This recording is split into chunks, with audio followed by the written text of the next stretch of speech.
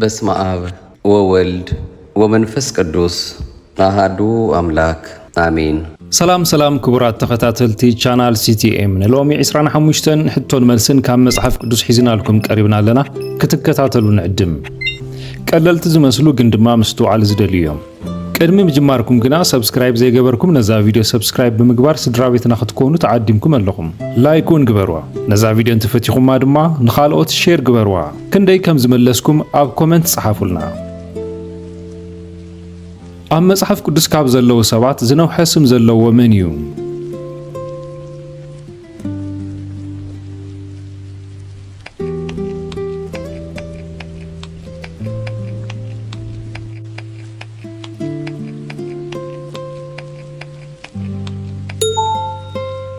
መልሱ ማሃርሻላል ሓሽባዝ እዩ። እግዚአብሔር ድማ ዓብይ ጽላት ውሰድ ኣብኡን ብፊደል ሰብ ንማሃርሻላል ሓሽባዝ ኢልካ ጻሓፍ በለኒ። እዚ ስም እዚ ኣብ መጽሓፍ ቅዱስ ዝነውሐ ስም ኮይኑ ንወዲ ኢሳይያስ ዝተዋሃበ ስም እዩ። ትርጉሙ ድማ ምርኮ ቀልጠፈ ዘመተ ፈጠነ ማለት እዩ። ትርጉም ስም ያዕቆብ እንታይ ማለት እዩ? እግዚአብሔር ሰሚዑ ተሓዚ ሸኾና ምስ ኣምላኽ ዝተቃለሰ።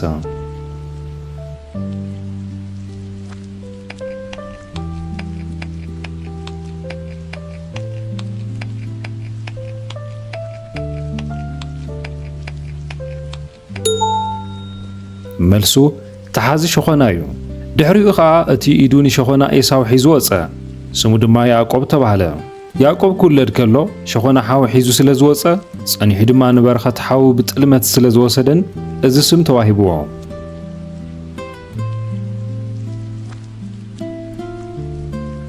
እግዚአብሔር ንኣውናን ንምንታይ ብሞት ቀጽዖ? ንሰበይቱ ስለ ዘይፈተዋ፣ ንሓዊ ዘርኢ ከይትክእ ስለ ዝኣበየ፣ ስሱዕ ስለ ዝነበረ።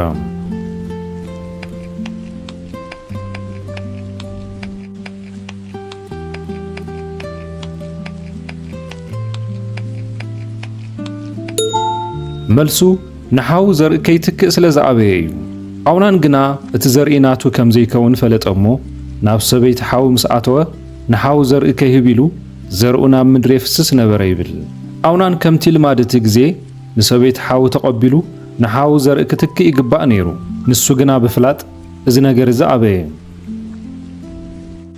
ላባን ያዕቆብ ክንደይ ግዜ እዩ መሃይኡ ዝለዋወጠሉ? 7 ግዜ፣ 3 ግዜ፣ 10 ግዜ።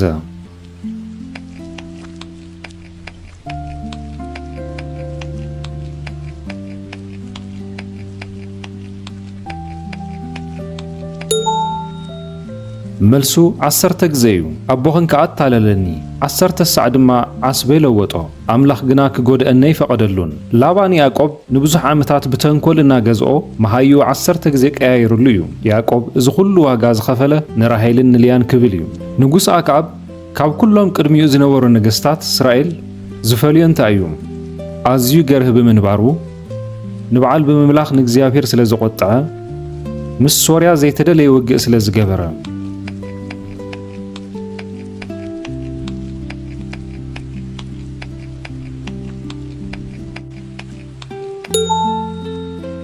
መልሱ ንበዓል ብምምላኽ ንእግዚአብሔር ስለ ዝቖጥዐ እዩ። ኣክዓብ ወዲ ኦምሪ ኸዓ ካብቶም ቅድሚኡ ዝነበሩ ኩሎም ኣብ ቅድሚ እግዚአብሔር ዝኸፍአ ገበረ። ኣክዓብ ንኤልዛቤል ተመርዒዩ ጣዖት በዓል ኣብ እስራኤል ከም ዝምለኽ ብምግባሩ ዝኸፍአ በደል ፈጺሙ እዩ።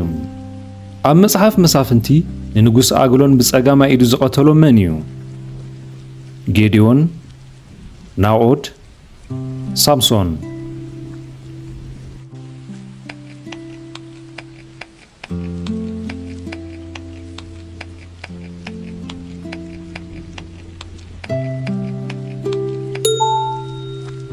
መልሱ ናኦድ እዩ። ናኦድ ድማ ጸጋመይቲ ኢዱ ሰዲዱ ነታ ሰይፊ ካብ የማነይቲ ሰለፉ ናብ ከብዱ ሰክዐሉ። ናኦድ ብጸጋማይ ኢዱ ዝቐንዖ ሰብ ስለ ዝነበረ ሰይፉ ኣብ የማናይ ወገኑ ሓቢኡ ብምእታው ንኣግሎን ብሃንደበት ቀቲልዎ እዩ። ትርጉም ስም ናባል እንታይ ማለት እዩ? ዓሻ፣ ሓያል፣ ናይ ጸሎት ሰብ።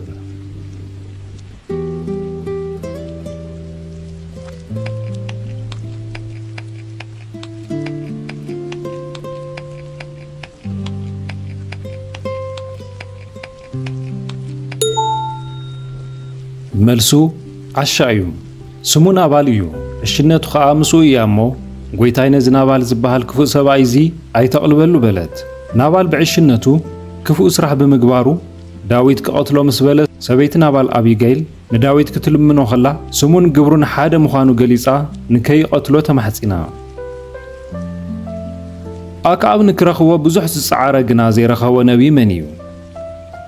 ኤልሳዕ፣ ኤልያስ፣ ናታን።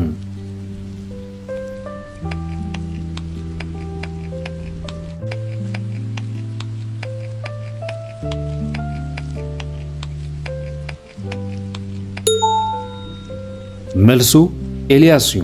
ጎይታይ ንዓኻ ክደልየካ ዘይሰደደሉ ህዝብን መንግስትን የልቦን ድማ ይብል።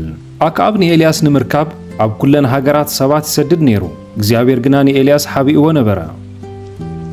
ኣብ መሳፍንቲ ብሓደ እምኒ መጥሓን ርእሱ ዝተሰባበረ ንጉስ መን እዩ? አቢሜሌክ፣ ሲሰራ፣ ዜባህ።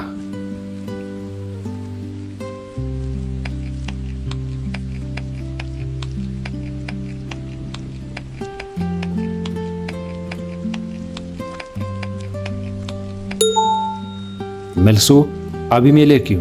ሓንቲ ሰበይቲ ድማ ኣብ ልዕሊ ርእሲ አቢሜሌክ መዲድ ደርብያ ናልኡ ጨፍለቐቶ ይብል። እዚ ንጉስ እዚ ንኣሕዋቱ ዝቐተለ ክፉእ ሰብኣይ ኮይኑ ሞቱ ድማ ብኢድ ሓንቲ ሰበይቲ ክኸውን ክኢሉ እዩ። ትርጉም ስም ኢካቦድ እንታይ ማለት እዩ? ክብሪ ተመሊሱ፣ ክብሪ ረሓቐ፣ እግዚኣብሔር ረዲኡና።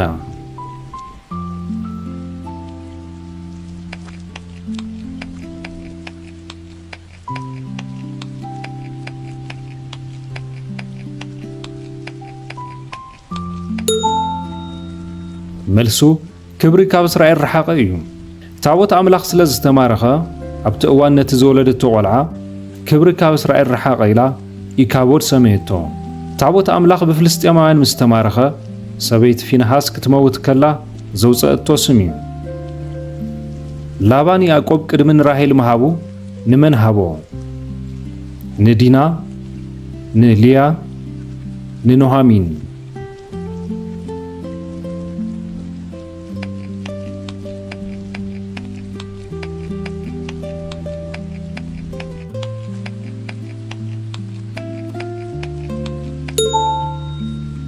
መልሱ ንልያ እዩ። ላባ ኸዓ ኣብ ሃገርና ስነታ ንእሽቶ ቅድሚ እታ በኹሪ መሃብ ልማድና ኣይኮነን በለ። ያዕቆብ ንራሄል ንምርካብ 7 ዓመት ምስ ተገዝአ ላባ ብተንኰል ንበኹሪ ጓሉ ልያ ኣመርዖ። 300 ሰባት ጥራይ ሒዙ ንምድያማውያን ዝሰዓረ መን እዩ? ባራቅ፣ ጌዲዮን፣ ሳምሶን።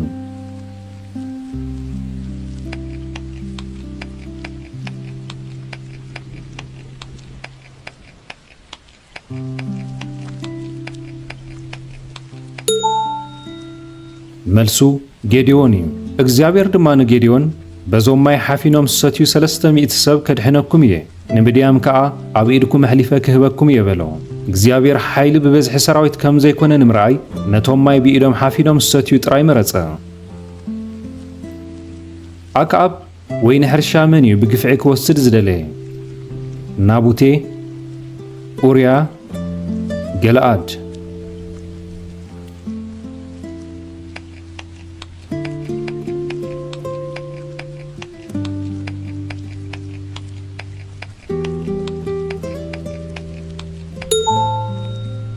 መልሱ ናቡቴ እዩ።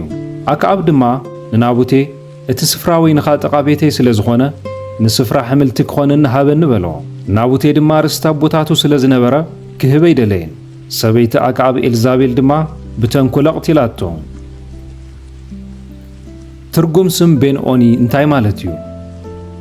ወዲ የማነይቲ ኢደይ፣ ወዲ ሓዘነይ፣ ወዲ ተስፋይ።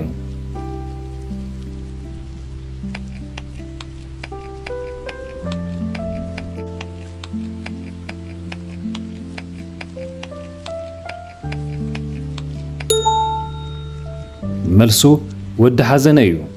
ነፍሳ ክትወፅእ ወይ ከዓ ክትመውት ከላ ድማ ስሙ ቤንኦኒ ኢላ ሰመየቶ። ራሄል ንቢንያም ክትወልድ ከላ ስቃይ ስለ ዝበዝሓ ቤንኦኒ ኢላቶ። ኣቦኡ ግና ቢንያም ወይ ከዓ ወዲ የማነይቲ ኢደይ ኢሉ ስም ቀይረሉ። ሳምሶን ንኣንበሳ ብምንታይ ቀተሎ? ብሰይፊ፣ ብካራ፣ ብጥራይ ኢዱ።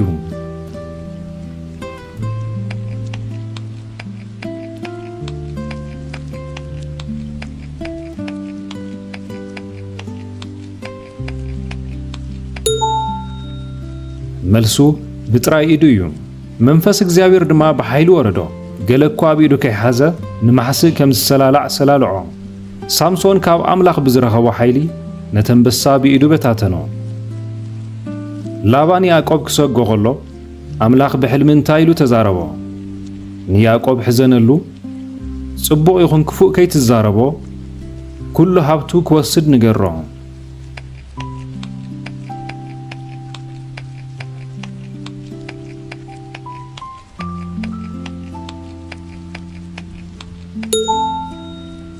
መልሱ ጽቡቕ ይኹን ክፉእ ከይትዛረቦ ተጠንቀቕ ዝብል እዩ።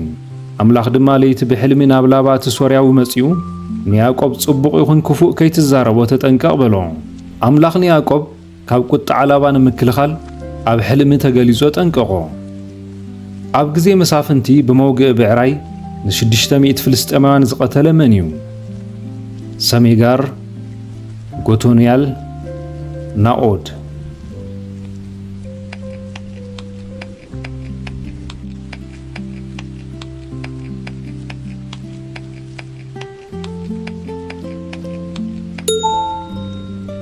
መልሱ ሰሜጋር እዩ።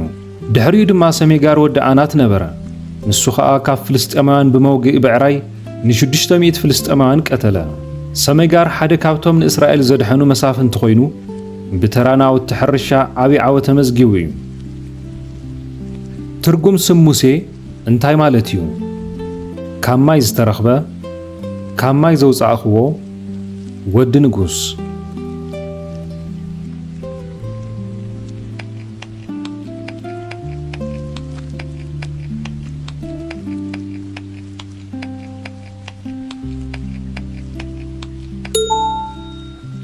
መልሱ ካብ ማይ ዘውፃእክዎ እዩ። ካብ ማይ ኣውፅአየ እየ እሞ ክትብል ስሙ ሙሴ ኢላ ሰመየቶ። ጓል ፈርዖን ካብ ርባ ናይል ስለ ዘውፀአቶ እዚ ስም ዝሃበቶ። ኣክዓብ ምስ መን ኮይኑ እዩ ኣብ ራሞት ገለዓድ ክዋጋእ ዝኸደ? ምስ ዮሳፍጥ ንጉስ ይሁዳ፣ ምስ ንጉስ ኤዶም፣ ምስ ንጉስ ሞዓብ።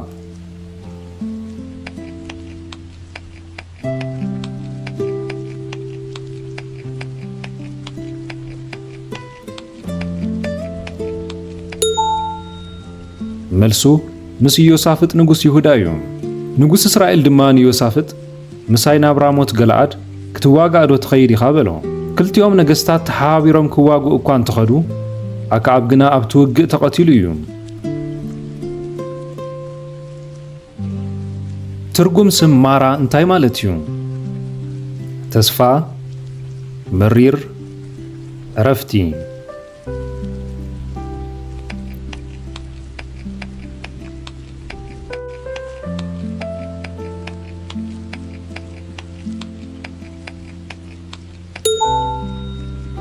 መልሱ መሪር እዩ።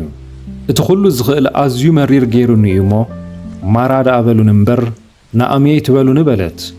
ንኣሚ ኣብ ሞዓብ ሰብኣያን ደቃን ስለ ዝሞትዋ ህይወታ መሪር ከም ዝኾነ ንምግላጽ እዚ ስም መረጸት።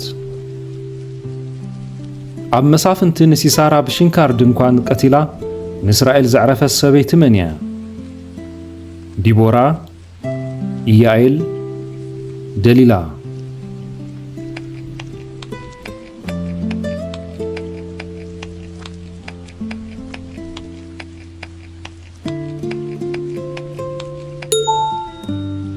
መልሱ ኢያኤል እዩ። ኢያኤል ሰበይቲ ሄቤር ግና ሽንካር ድንኳን ወሰደት፣ ኣብ ኢዳውን መዶሻ ሓዘት፣ ነቲ ሽንካር ኣብ መትልሑ ተኸለቶ። ሲሳራ ካብ ውግእ ሃዲሙ ናብ ድንኳን ኢያኤል ምስ ኣተወ ደቂሱ ኸሎ ቀተለቶ። ትርጉም ስም ኤልዳድ እንታይ ማለት እዩ? ኣምላኽ ፈትዩ፣ ኣምላኽ ረዲኡ፣ ኣምላኽ ሰሚዑ።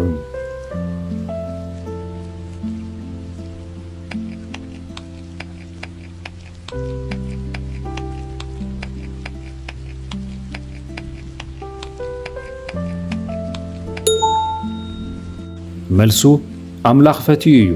ክልተ ሰባት ግና ኣብ ሰፈር ተረፉ። ስምቲ ሓደ ኤልዳድ፣ ስምቲ ካልኣይ ድማ ሜዳድ ነበረ። ኤልዳድን ሜዳድን ካብቶም 70 ዓበይቲ ኮይኖም ኣብ ሰፈር ከለዉ መንፈስ ኣምላኽ ወረዶም እሞ ተነበዩ። ኣክዓብ ምስ ሞተ ደሙ መን እዩ ዝለሓሶ? ደማሙ፣ ኣናጹ፣ ኣኽላባት።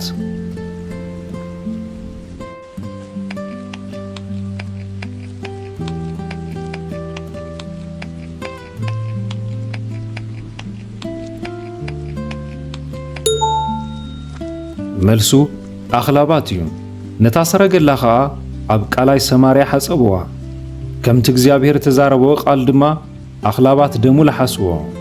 እዚ ፍጻመ እዚ ነቲ ነቢ ኤልያስ ብዛዕባ ሞት ኣክዓብ ዝተነበየ ቃል ዝተፈጸመ እዩ። ያዕቆብ ንላባ ክንደይ ዓመት ኣገልጊልዎ? 7 ዓመት፣ 14 ዓመት፣ 20 ዓመት።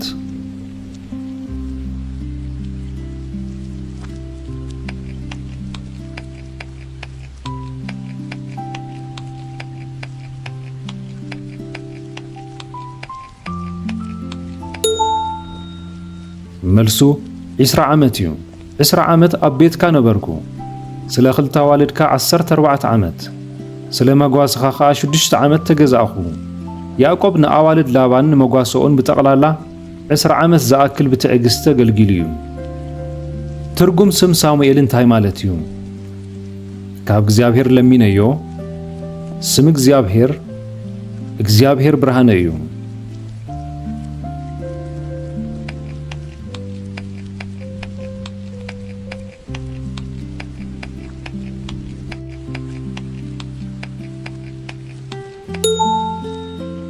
መልሱ ካብ እግዚኣብሔር ለሚነዮ ማለት እዩ። ካብ እግዚኣብሔር ለሚነየ እዮ እሞ ክትብል ስሙ ሳሙኤል ኢላ ሰመየቶ። ሃና መኻን ነይራ። ክትጽሊ ድሕሪ ምጽናሕ ኣምላኽ ጸሎታ ሰሚዑ ወዲ ስለ ዝሃባ ዘውፀአቶ ስም እዩ። እምበኣር ሎሚ ዝነበሩና 25 ሕቶታት ኣብዚ ተዛዚሞም ኣለዉ። ከም ዝተምሃርክምሎ ይንጠራጠርን። ካብዚኦም ክንደይ መሊስኩም? ኣብ ኮመንት ጸሓፉልና። ነዛ ቪዲዮ ላይክን ሼርን ብምግባር ደገፍኩም ርዩና። ንዝያዳ ትምህርቲ ድማ ቻናልና ሲቲኤም ሰብስክራይብ ግበሩ። ሰላም ኣምላኽ ምስ ኩላትና ይኹን።